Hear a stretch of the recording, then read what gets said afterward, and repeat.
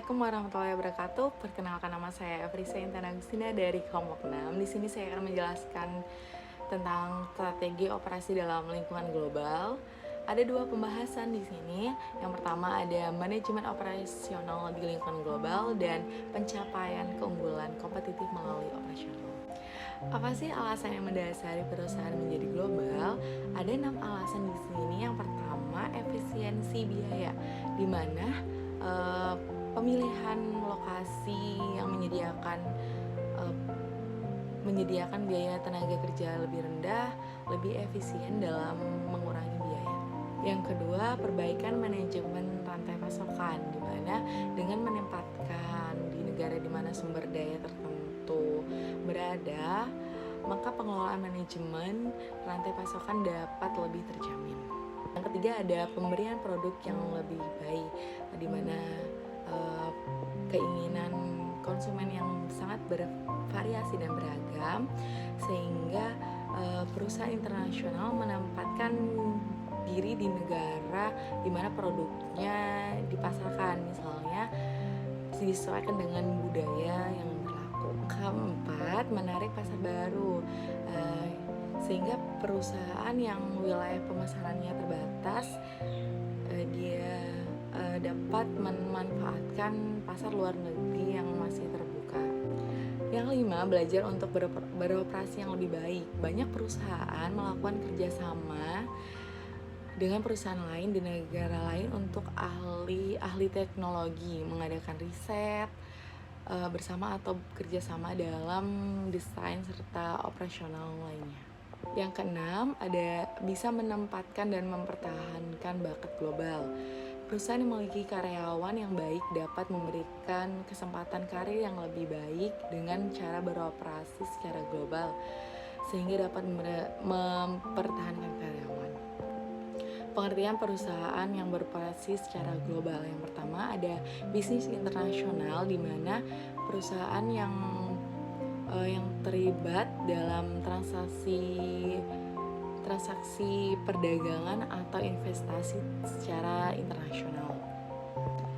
Yang kedua, ada perusahaan multinasional, di mana perusahaan tersebut terlibat banyak dalam bisnis internasional, mempunyai atau mengandalkan fasilitas lebih dari satu negara.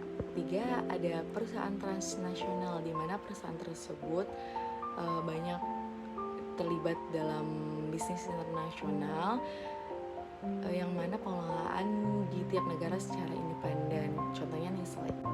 Yang keempat, organisasi global, di mana organisasi tersebut yang menghasilkan produk standar dengan melewati lintas batas.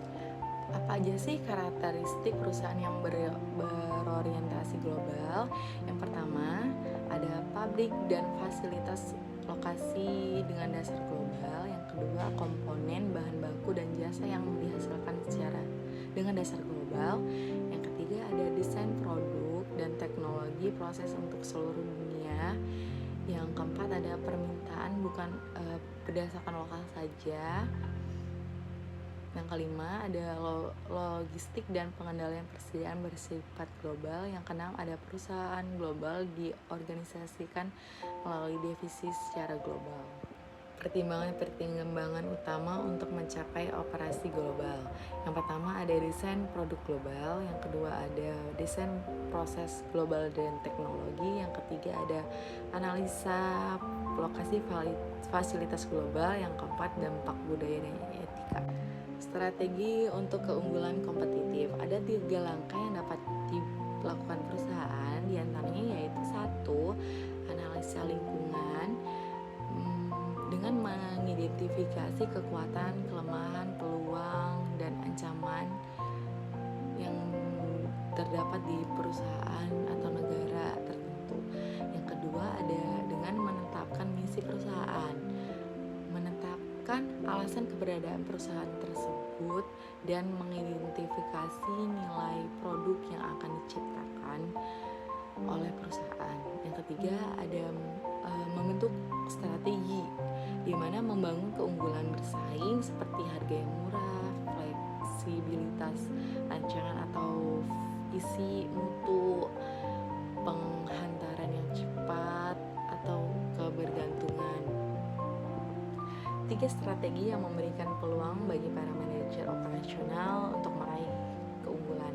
Yang pertama, bersaing pada perbedaan. Keunikan yang dapat melalui karakteristik fisik maupun atribut jasa yang ditawarkan kepada konsumen sehingga mempunyai nilai lebih bagi para pembeli atau konsumen. Yang kedua, ada bersaing pada biaya untuk mencapai nilai maksimum yang diinginkan pelanggan tetapi dengan kualitas yang memadai. Yang ketiga, ada bersaing pada respon cepat melalui keseluruhan nilai yang terkait dengan pengembangan dan penghantaran barang yang tepat waktu. Pengembangan dan implementasi strategi. Yang pertama, ada identifikasi faktor kunci sukses atau analisis SWOT. A, strength atau kekuatan. Yang B, weakness, kelemahan dari perusahaan. C, opportunity, peluang yang memungkinkan. Yang D, threat, ancaman di perusahaan. Kedua, membangun organisasi melalui pengenalan strategi dan faktor kunci sukses, pengelompokan kegiatan yang diperlukan dalam struktur organisasi, pengisian tenaga kerja yang akan melakukan pekerjaan, dan lain-lain. Yang ketiga, ada menyelaraskan manajemen operasional dengan kegiatan lain.